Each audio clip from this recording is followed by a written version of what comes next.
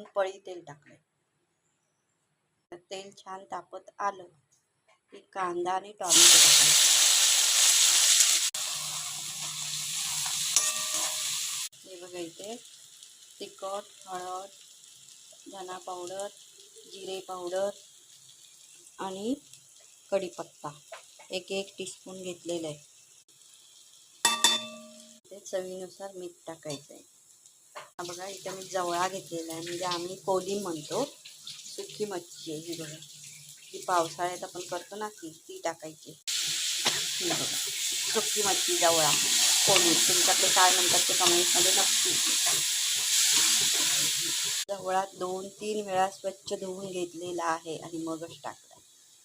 हे बघा इथे तोंडली टाकते. खूप छान भाजी होते जवळा टाकून तोंडलीची.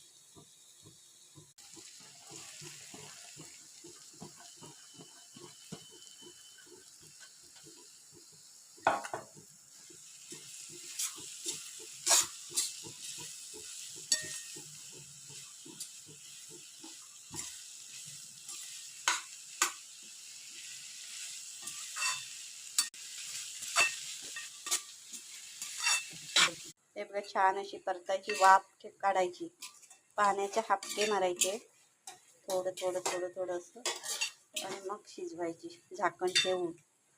बघा इथे कोकमं ठेवलेत, कोकमं टाकायची 2-3. मी ही स्वतः घरात केलेली कोकमं आहे ती बघा. कोकम टाकायची. बघा इथे खोबरं टाकते. तुम्हाला कोथिंबीर हवी तर कोथिंबीर टाकायची, पण मी टाकण्यासाठी नाही आहे त्याच्यामुळे कोथिंबीर टाकत नाही, खोबरं टाकायचं.